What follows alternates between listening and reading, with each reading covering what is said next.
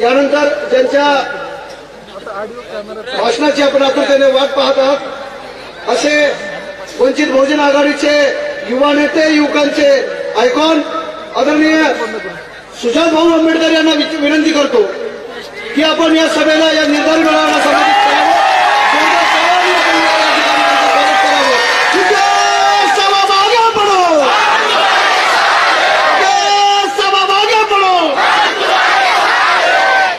वंचित बहुजन आघाडीचा सभा मागे बढो. आदरणीय सुजय साहेब आंबेडकर.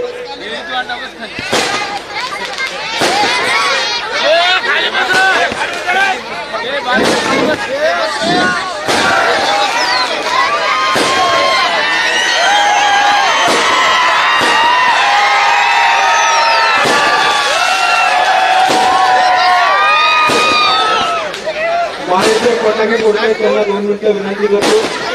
मी थांबवत आले तर आता थांबू. पहिले इकडच्या प्रास्ताविकांना फोडू, आपण विजय होऊ आणि मग फटाके फोडू.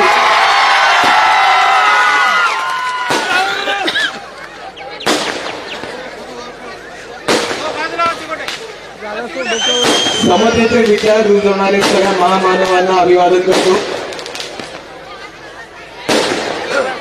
आज त्या निर्धार सभेचे आयोजक शिवभाऊ नरंगे, महाराष्ट्र वंचित बहुजन युवक आघाडीचे अमितभाऊ गुलगड, हिंगोलीचे उमेदवार मोहनजी राठोड, आपल्या पक्षाचे टीव्हीवरती भाषणांमध्ये आणि सगळ्या ठिकाणी ठामपणे भूमिका मांडणारे आपले प्रवक्ते फारुख सर अहमद, गोविंद सर दळवी, युवक आघाडीचे आपले तडफदार 2 बंधू त्यांनी आपल्या समोर मस्त भाषण दिलं असे अक्षयदादा बच्चने, चेतनभाऊ गांगुर्डे,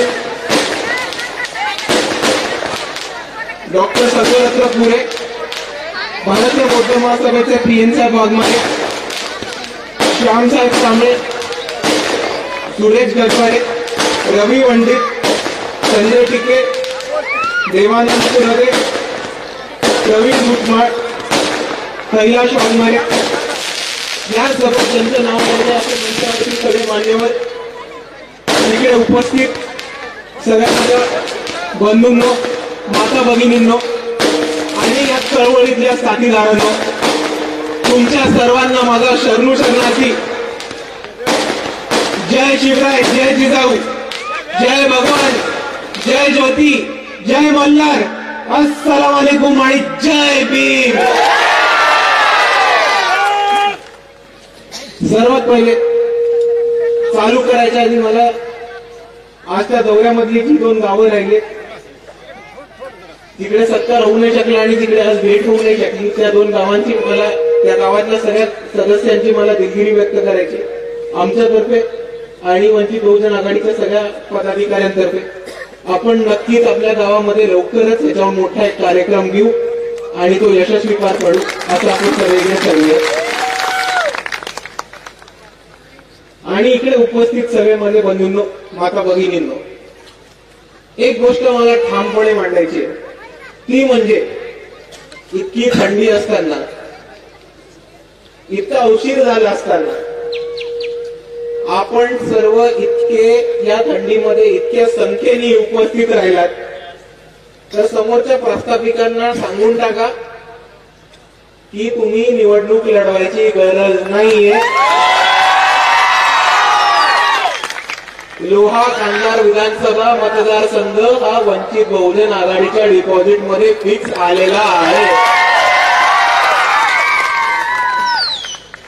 आणि तुम्हाला हीच विनंती करतो की जो जोश, जी ताकद तुम्ही आत्ता दाखवली ती ताकद लोकसभेमध्ये, विधानसभेमध्ये बिलकुल कमी होऊ नका देऊ आणि जास्तीत जास्त मतांनी शिवाभाऊ नरंगे यांना लोहा कांधारचं आमदार बनवा आणि आपण सर्व मिळून तुमच्या प्रश्नांवरती काम करू आणि आपल्या विधानसभेचा विकास करू.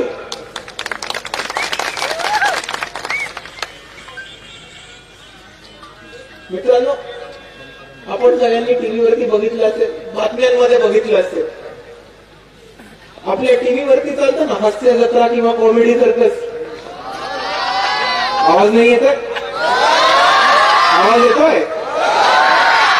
आपल्या टीव्हीवरती दिसत असेल हास्य जत्रा किंवा कॉमेडी सर्कस, त्या प्रकारचा एक प्रकार इकडच्या भाजपवाल्यांनी सुरू केलाय आणि त्याला ते म्हणतात पार्लमेंट. गोष्ट आहे आज सगळ्यात कालपासून भाजपवाल्यांनी नवीन एक युक्ती चालू केली की पार्लमेंटमध्ये जे स्पीकर असतात त्यांच्या मागे 2 फोटो असतात. त्याच्यामध्ये एक जवाहरलाल नेहरूंचा फोटो असायचा आणि दुसरा महात्मा गांधींचा फोटो असायचा. भाजपवाल्यांनी काय केलं की जवाहरलाल नेहरूंचा फोटो काढला आणि तिकडे बाबासाहेबांचा फोटो लावला. त्याच्यावरती काँग्रेसवाल्यांचं नाचक्की झाली, कारण ते बाबासाहेबांना तरी खुला विरोध नाही करू शकत, आतमधून विरोध करत असतील तरी. ते काय म्हणायला लागले की आप बाबा साहब का लगाओ लेकिन नेहरू जी का भी रहने दो. मला या दोघांना सांगायचंय, तुम्ही तुमचं नाटक बंद करा, तुम्ही तुमची ही नौटंकी बंद करा. तुम्हाला ज्याचा फोटो लावायचा आहे त्याचा फोटो लावा, पण तुमच्यामध्ये जर खरंच दम असेल तर राजस्थान हायकोर्ट मधला मनुचा पुतळा उठून दाखवा, मग मानू तुम्हाला.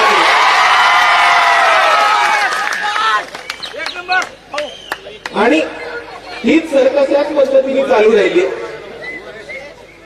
की परवा 4 युवक घुसले आणि त्यांनी नारे लावले, क्रांतीचे नारे लावले, इन्कलाबसाठी नारे लावले. आणि तिकडच्या काही सिक्युरिटीची असते ना पार्लमेंटची सिक्युरिटी, याच्या आधीच भाजपच्या खासदारांनी त्यांना पकडून मारायला सुरुवात केली.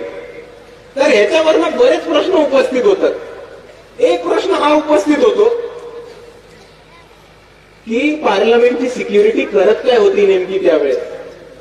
आणि त्याच्यावरनं दुसरा प्रश्न उपस्थित होतो की जर पार्लमेंटमध्ये घुसलेल्या घुसखोरांना मारायचं होतं म्हणूनच एवढे क्रिमिनल रेकॉर्ड असलेल्या उमेदवारांना भाजपने तिकीट दिली बहुतेक.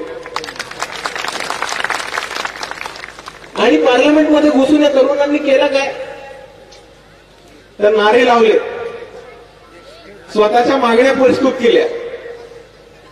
आणि हे सगळं चालत असताना बाहेर मीडिया अजून एक वेगळं नाटक करत होते. तर नक्की झालं काय होतं, 4 तरुण पार्लमेंटच्या आवारात आले, लोकसभेमध्ये घुसले, संसदामध्ये घुसले.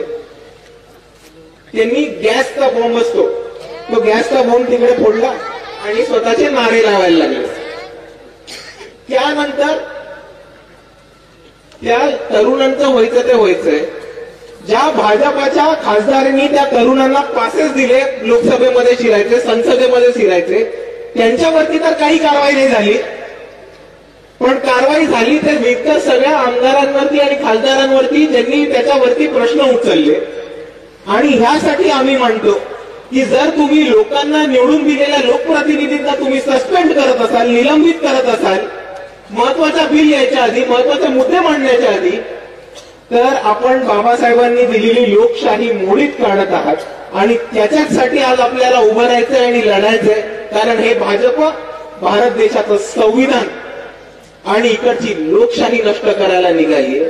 आणि त्यांना आपण सांगूया की जोपर्यंत इकडचा वंचित उभा राहतोय तोपर्यंत तुम्ही आमच्या संविधानाची आणि लोकशाहीचं काहीही वागणूक करू शकणार नाही. पण आपण समजून घेऊयात की त्या हल्ला झाला त्याच्यानंतर झालं काय. त्याच्यानंतर जो बॉम्ब असतो ना, स्मोक बॉम्ब, धुराचा बॉम्ब, गॅस बॉम्ब जो आतमध्ये फोडला, तो कसा तरी मीडियाच्या हातात आला. मीडियाचे 4 प्रतिनिधी, आपण TV 9चा जाऊन व्हिडिओ बघू शकता, मीडियाचे 4 प्रतिनिधी तो बॉम्ब घेऊन बाहेर, जे पार्लमेंटच्या बाहेर गार्डन आहे तिकडे कॅच खेळत बसली. आता ह्या लोकांना मला 2 प्रश्न विचारायचे की आपल्या देशाची सुरक्षता इतकी कमजोर केली आहे का नरेंद्र मोदींनी की आपल्या पार्लमेंटमध्ये, संसदेमध्ये जिथे प्रधानमंत्री बसतात, जिथे सगळे निवडून आलेले सदस्य जातात, तिकडे 4 तरुण सहजपणे घुसू शकतात. आणि तो जो बॉम्ब आहे तो बॉम्ब तिकडे न राहता सुरक्षेसाठी, इन्क्वायरीसाठी न घेता बाहेर पत्रकारांच्या हातात लागतो. तर सर्वात पहिले आपण हे समजून घ्यायचं की षडयंत्र कसं रचलं जातं आणि त्याचं काय होतं. आता सपोज मला सांगा इकडच्या पोलीस स्टेशनमध्ये जरी कोणी सुताई बॉम्ब पडला तर त्याचे अवशेष जे उडतील ते तुम्हाला मिळणार आहेत का? नाही. ते पोलीस तपासासाठी घेऊन जातील. पण 4 पत्रकार तो बॉम्ब जो संसदेच्या आतमध्ये सापडला ते घेऊन संसदेच्या बाहेरच्या गार्डन मध्ये जेव्हा पकडापकडी खेळतात तेव्हा आपल्याला एक गंभीर समजून घ्यायचंय की हा मीडियाला दिलेला इकडच्या सरकारने पेरलेला एक डाव आहे आणि आपण त्याच्यात फसणार नाही. आणि जर इकडच्या कोणालाही वाटत असेल की हा डाव नाहीये, हे षडयंत्र नाहीये, तर माझं त्यांना सोपं म्हणणं आहे की ज्या पत्रकारांनी त्या बॉम्ब हाताळला त्यांचे फिंगरप्रिंट लागले असणार आहेत त्या बॉम्बवरती, लागले असणार आहेत की नाही? मग दिल्ली पोलिसांनी सर्वात पहिले त्यांना चौकशीसाठी आत टाका. आणि हे तरुण जेव्हा आतमध्ये गेले आणि आतमध्ये जाऊन नारे लावले, घोषणा लावल्या, तेव्हा त्यांचं म्हणणं होतं की महाराष्ट्रामधल्या, भारतामधल्या तरुणांचा खूप मोठा असंतोष आहे, खतखत आहे. आणि ती खतखत का नसणार तरुणांची? तुम्ही गेल्या 5-10 वर्षात काय झाले ते समजून घ्या. जर आपण शिक्षणाचा मुद्दा घेतला तर इकडे जिल्हा परिषदेच्या शाळा, ग्रामपंचायतीच्या शाळा एक सरकार बंद करते. 4 जिल्हा परिषदेच्या शाळा बंद करून एक मध्यवर्ती जिल्हा परिषदेची शाळा उभं करायचं चाललंय. ते पण एका प्रायव्हेट कंपनीला देऊन 9 महिन्याच्या कॉन्ट्रॅक्टवर. 9 महिन्याच्या कॉन्ट्रॅक्टवर शाळा चालते कधी? 1 वर्ष पास झालं, पुढच्या वर्षी काय करायचं? अरे तुमच्या पंतप्रधानांकडे नसतील डिग्री, आम्हाला तरी आमच्या डिग्री हव्यात की नाही? त्याच बाजूनी महाज्योतीचे विद्यार्थी असतील, सारथीचे विद्यार्थी असतील, पार्टीचे विद्यार्थी असतील, या संस्थांचं फंडिंग थांबवलंय. पोरांच्या शिष्यवृत्ती मिळत नाहीये. स्पर्धा परीक्षांच्या फिया वाढून ठेवल्या, ती पोरांना अपेअर होता नाही येते, परीक्षेचे पैसे भरता नाही येते. पैसे भरले जमा करून तर ते पेपर यायच्या आधीच पेपरची फुटी होते. दुसऱ्या बाजूला जी पोरं स्पर्धा परीक्षेची तयारी करत होती त्यांच्या पायावरती दोंडा मारला कंत्राटीकरांचा नवीन बूथ घेऊन. तर दुसऱ्या बाजूला आपण विचार करा, काहीतरी करून, जुगाड करून, धक्का मारून पोरगा शिकला, त्यांनी डिग्री मिळवली. आता शिकलेल्या पोरांना, तरुणांनी मला इकडे उत्तर द्यावं की तुम्ही शिक्षण घेतल्यानंतर तुम्हाला गॅरंटी आहे की तुम्हाला नोकरी मिळणार आहे का? हा तरुणांच्या समोरचा सर्वात मोठा दुसरा प्रश्न आहे की शिक्षण तर पूर्ण करू पण त्याच्यानंतर नोकरी मिळणार आहे की नाही तेच कोणाला ठाऊक नाही. या सरकारी शासकीय नोकऱ्या इकडच्या वंचितांना मिळत होत्या. एका शेतकऱ्याचा पोरगा, एका गोरगरिबाचा पोरगा, एका कष्टकरी समाजातून येणाऱ्याचा पोरगा मेहनत करून, दिवस रात्र अभ्यास करून शिकायचा की तो सरकारी अफसर होऊ शकेल, शासकीय नोकरी घेऊ शकेल. पण कंत्राटीकरणाने काय केलं की ह्या सगळ्या सरकारच्या नोकऱ्या गेल्या कॉन्ट्रॅक्टवरती. आणि कॉन्ट्रॅक्ट कोणाला मिळणार आहे? खासदाराच्या पोराला, आमदाराच्या भावाला. आणि आपल्या हातात काय येणार आहे? काही नाही. आणि म्हणून मित्रांनो, आपण सर्वांनी समजून घेऊयात की आज आपल्याला शिक्षणाचा मार्ग एका बाजूने बंद केला जातोय आणि दुसऱ्या बाजूला शिक्षण घेतल्यावर आपल्याकडे नोकरी नाहीये आणि आपल्या विकासाच्या संधी आपल्या हातातून हिरावून घेतल्या जात आहेत. आणि हे षडयंत्र कशासाठी करतायत? तर परत एका अर्थाने आपल्या डोक्यावरती आधुनिक जातीवाद लावण्यासाठी, 21व्या शतकातली मनुस्मृती आपल्या डोक्यावर लादण्यासाठी, की वंचितांच्या विकासाचे जे साधनं होती, शिक्षण आणि त्याच्यानंतर येणाऱ्या नोकऱ्या, याच आपल्या हातातनं काढून घेतल्यात. कारण इकडच्या मनुवाद्यांना, इकडच्या प्रस्थापितांना आपल्याला वंचितच ठेवायचं आहे. आणि इकडची सत्तेची तिजोरी, सरकारची तिजोरी, विकासाचे रस्ते, उत्पन्नाची साधनं, शेती, फॅक्टरी, शिक्षण संस्था, साखर संस्था, या सगळ्या प्रस्थापितांना त्यांच्याकडेच ठेवायचे. आणि म्हणून मित्रांनो, आज आपण हा ठामपणे निर्धार करूयात की या प्रस्थापितांच्या हातातनं आपण आपला हिस्सा हिसकावून घेतल्याशिवाय राहणार नाही. आणि म्हणूनच बाळासाहेबांनी हे उभं केलंय वंचितांचं राजकारण, की ज्या लोकांना आतापर्यंत सत्तेपासनं इकडच्या व्यवस्थेपासनं वंचित ठेवले, त्या लोकांना सत्तेत घेऊन जायचं आणि जोपर्यंत वंचिताचं प्रतिनिधित्व करत नाही तोपर्यंत त्या लढा थांबणार नाही. मित्रांनो, एवढं आपण निश्चित ठेवून घ्या. आणि आपण इकडे शिक्षणाबद्दल बोलतोय, नोकरीबद्दल बोलतोय, ह्याच्यावरनं एक महत्वाचा मुद्दा लक्षात आला मला.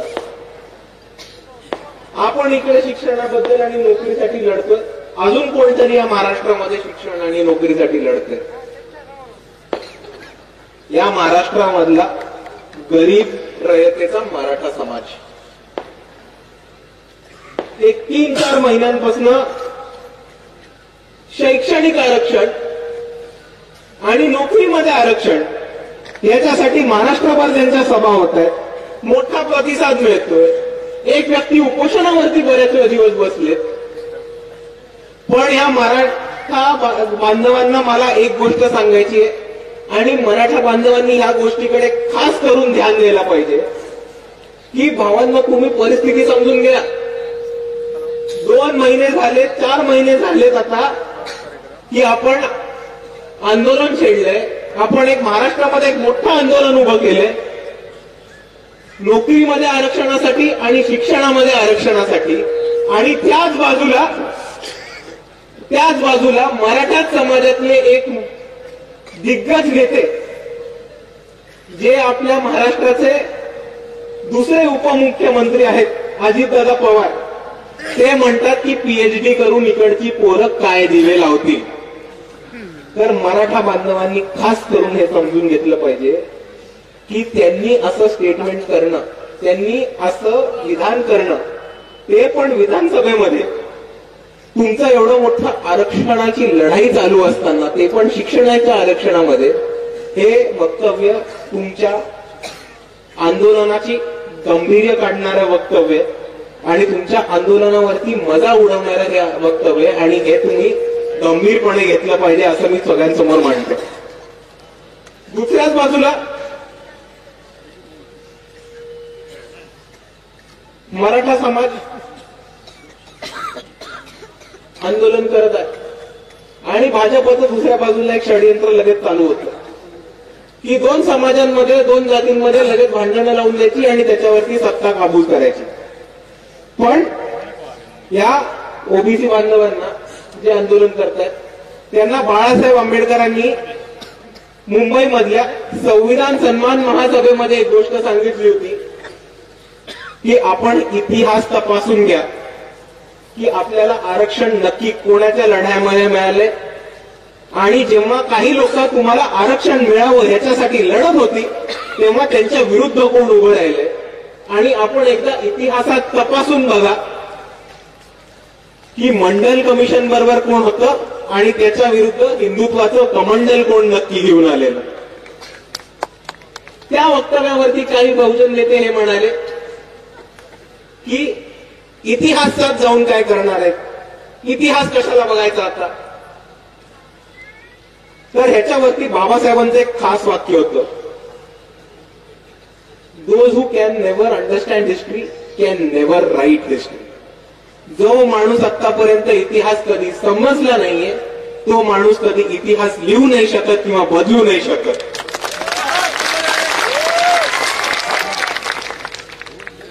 आणि ह्याच दृष्टिकोनातून मला आपल्या सर्वांसमोर मांडायचं की मंडल कमिशनच्या सूचना मान्य करा, मंडल आयोगाच्या सूचना मान्य करा. हा लढा व्हीपी सिंगांनी सुरू केला होता आणि त्या व्हीपी सिंगांना महाराष्ट्रामध्ये आणणं, महाराष्ट्रामधल्या बहुजनांची परिस्थिती काय आहे ती समजून दाखवणं, महाराष्ट्रामधल्या दिग्गज बहुजन नेत्यांची भेट करून देणं आणि महाराष्ट्रामधनं मंडल कमिशन लागू हो या लढ्याला पाठिंबा दिला तो फक्त आणि फक्त बाळासाहेब आंबेडकरांनी. आणि तेव्हा विरोधात कोण आलेलं होतं? इकडचं भाजप कमंडल घेऊन उभं राहिलं होतं एल.के. अडवाणींच्या नेतृत्वाखाली. आणि त्यांची भूमिका ही होती की तुम हिंदू हो, बहुजन नाही. हो मित्रांनो, मान्य आपण हिंदू आहोत, बहुजन आहोत, पण बहुजन पण आहोत ना. आपल्याला जे आरक्षण मिळालं ते आपल्याला आपल्या जातीच्या दाखल्यावरती मिळाले, धर्मांच्या दाखल्यावरती नाही. हे बहुजन बांधवांनी ठामपणे लक्षात घेतलं पाहिजे. आणि जोपर्यंत इकडचा बहुजन बांधव बहुजन ही आयडेंटिटी घेऊन, ही विचारधारा घेऊन जोपर्यंत इकडे उभा राहत नाही, तोपर्यंत हिंदुत्वाचं विष इकडचं RSS वाले, भाजपवाले आणि ते नागपूरचे अर्धी चड्डीवाले प्रत्येक गावामध्ये. आणि जर आपल्याला ते विष थांबवायचं असेल, जर आपल्याला आपला लढा, बहुजनांचा लढा उभा करायचा असेल, तर इकडच्या प्रत्येक बहुजन बांधवांनी बहुजन म्हणून उभं राहिलं पाहिजे आणि या वंचिताच्या लढ्यामध्ये साथ दिली पाहिजे. कारण तुम्हाला एक गोष्ट सांगतो,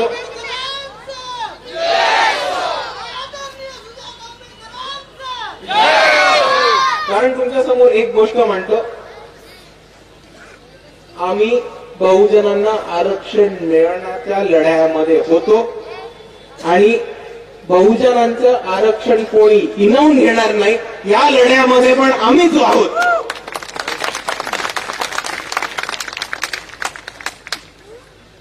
आणि हे समजून घेत असताना आपण सर्वांनी एक गोष्ट लक्षात घेतली पाहिजे की इकडे काही लोक, सवर्ण लोक असतात ना, डिश टीव्ही अँटीनावाली लोक, ती लोक म्हणतात की हे सगळं ठीक आहे पण आरक्षण कशाला पाहिजे. तर मित्रांनो, विषय लक्षात घेऊन जा, ही जी लोक आहेत ही 20%हून जास्त नाहीये त्या देशामध्ये. आणि इकडचे 20% लोक रडू राहिले की 80% समाजाला 50% कसं मिळतंय. अरे पण तुमच्या बापाने इतके वर्ष देश लुटून खाल्ला, त्याचं काय.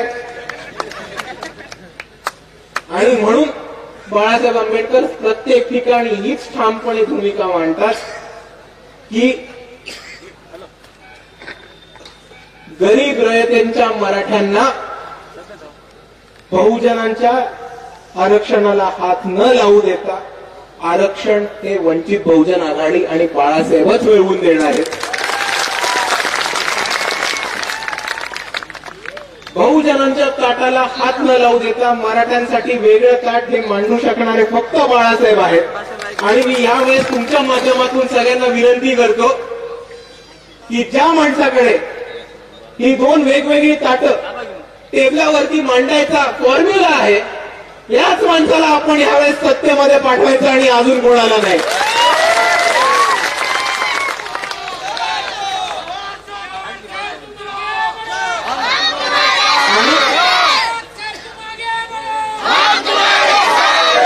कोणाला माझं म्हणणं खोटं वाटत असेल, कोणाला माझं म्हणणं थोडंही खोटं वाटत असेल, तर या मंचावरनं त्यांना खुलं चॅलेंज आहे की जातीची जनगणना घेऊन दाखवा, मग आपण बघू दूध का दूध और पाणी का पाणी.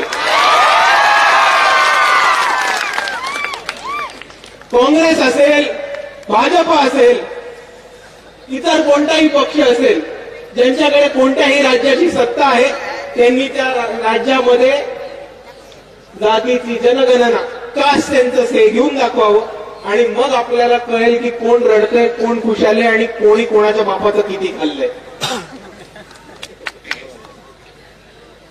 आणि हेच चालू असताना दोन जातींमध्ये, दोन समाजांमध्ये दंगलीचं वातावरण, दोन धर्मांमध्ये तिढा निर्माण करून राजकारण चालू असताना एक आपले अजून एक दिल्लीचे महान व्यक्ती आहेत, ते निघाले भारतभर फिरायला आणि ते म्हटले हम इस यात्रा को कहेंगे भारत जोडो यात्रा. एक सोपी गोष्ट आहे आणि तुम्ही मला सांगा हे शक्य आहे की नाही की जाती तोडण्याच्या आधी भारत जोडणं हे शक्य आहे की नाही. तर नाही. भारत जोड़ने के लिए पहले जाति तोड़ना पड़ता है. और जाति व्यवस्था तोड़ना है तो उसके लिए अम्बेडकरवाद और बाबा साहब को अपनाना पड़ता है.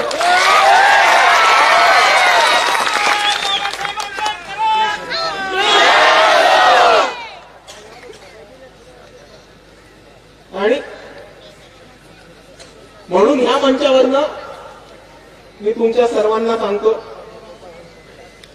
की जर आपल्याला जातीवरती मात मिळवायचं असेल, जर आपल्याला जाती व्यवस्था तोडून काढायची असेल, तर या महाराष्ट्रामध्ये आपल्याला एकच पर्याय, तो म्हणजे बाळासाहेब आंबेडकर आणि वंचित बहुजन आघाडी.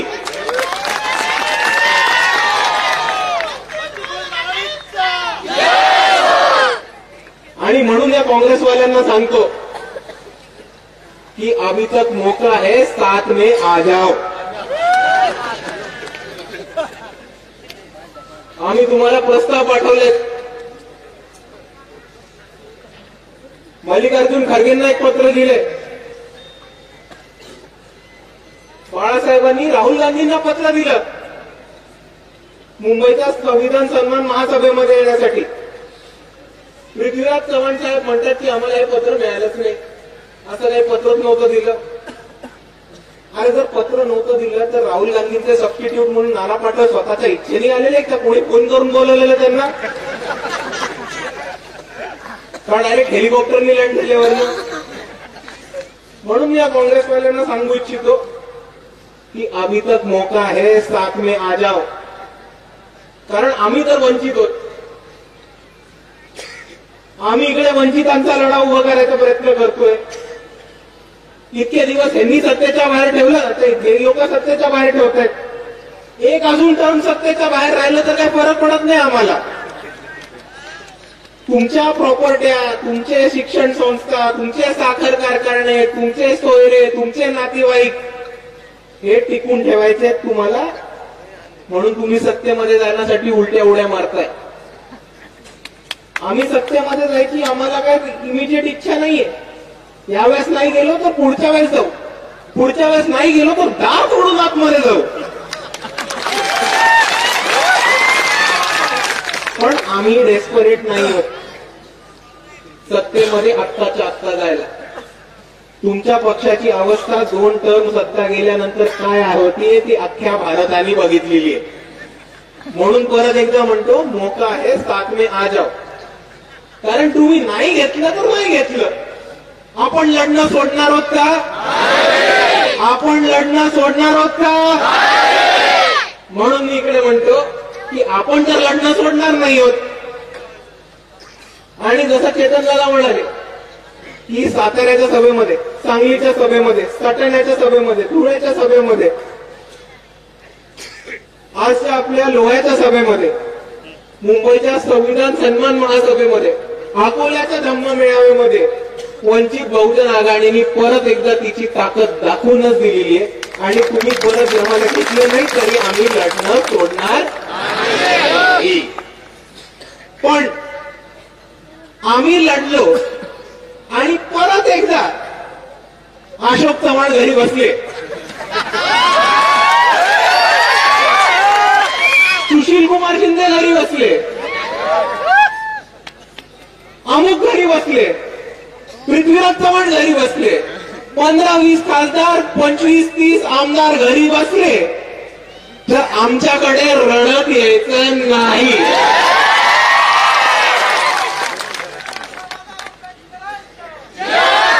तुम्हाला संधी दिली होती, नंतर रडगाणं ऐकून घेणार नाही.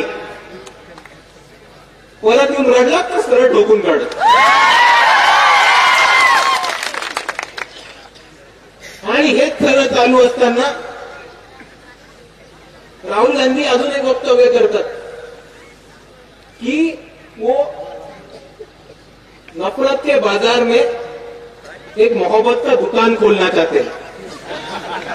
ते म्हटले की ते हे दुकान छत्तीसगड मध्ये जाऊन उघडतील, मध्य प्रदेश मध्ये जाऊन उघडतील, मिझोराम मध्ये जाऊन उघडतील, राजस्थान मध्ये उघडतील आणि आंध्र प्रदेश मध्ये उघडतील, सॉरी तेलंगणामध्ये उघडतील. ते दुकान छत्तीसगड मध्ये तर उघडलं नाही, असलेलं दुकान बंद झालं. राजस्थान मध्ये दुकान उघडलं नाही, असलेलं दुकान बंद झालं. मिझोराम मध्ये दुकान उघडलं नाही, मध्य प्रदेश मध्ये दुकान उघडलं नाही. दुकान उघडलं कुठे? तेलंगणामध्ये. अरे पण भावा, तेलंगणामध्ये तर भाजपचा बाजार पण नव्हता ना. बाजार तर तिकडे बीआरएस आणि एमआयएमचं होतं. पण ठीक आहे बाजार उघडलं सॉरी दुकान उघडलं तेलंगणाच्या बाजारामध्ये चांगले. पण काँग्रेसनी जर दुकान मोहब्बतचं उघडलं असेल तर तिकडे दुकानदार एबीव्हीपी आणि आरएसएस का नाव बसवला रेवंत रेड्डी. आणि म्हणून मी यांना सांगतो आणि शेवटचं सांगतो की दुटप्पी भूमिका तुम्ही घेणं थांबवा. तुम्हाला जर खरंच भाजपचं राजकारण थांबवायचं असेल तर तुम्हाला बाबासाहेबांचा रस्ता अपनावल्याशिवाय काहीही पर्याय नाहीये. आणि आम्ही काही इकडचं प्रस्थापित नाही आहोत की दरवाजे सर्वांसाठी बंद करून ठेवू. आपण इकडचे वंचित जे सर्वांना बरोबर घेऊन जातो, तमाम बहुजनांना, कष्टकरी समाजाला, गोरगरिबाला, तमाम वंचितांना एकत्र घेऊन जाणारे आपण आहोत. आणि म्हणून एकदा परत म्हणतो तुमच्या समोर की त्या काँग्रेससाठी आमचे दरवाजे खुले आहेत. पण जर तुम्ही बरोबर याचं ठरवलं नाही तर मग आमच्या नावाने रडायचं नाही. आणि हेच बोलत असताना आपण एक लक्षात ठेवूया की काँग्रेस जे आहे ते पाठीत खंजर खुपसणारं दुश्मन. सावध राहायचंय आपल्याला.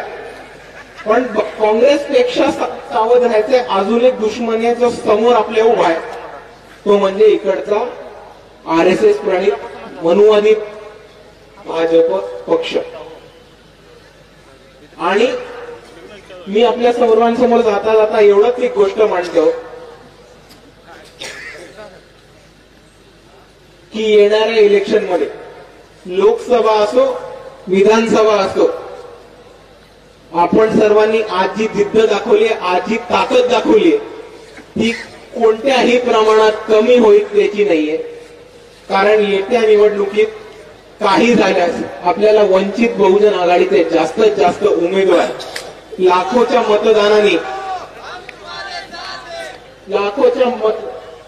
मतदानाने निवडून आणून द्यायचे. आणि इकडची जी भाजप आहे, आरएसएस आहे, त्यांच्या बरोबर जे अंबाजे गुरुजी आहेत, त्याचबरोबर त्यांचे जितके पण आरएसएसच्या खालती चालणाऱ्या जितक्या पण हिंदुत्ववादी संघटना आहेत, त्या सगळ्यांचा माज उतरून आपल्याला वंचितांची सत्ता या महाराष्ट्रामध्ये आणायची. आणि जोपर्यंत आपण महाराष्ट्रामध्ये वंचितांची सत्ता आणत नाही तोपर्यंत आपण ही लढाई थांबवणार नाही. एवढंच म्हणून मी आपल्या समोर थांबतो. जय भीम, जय भारत.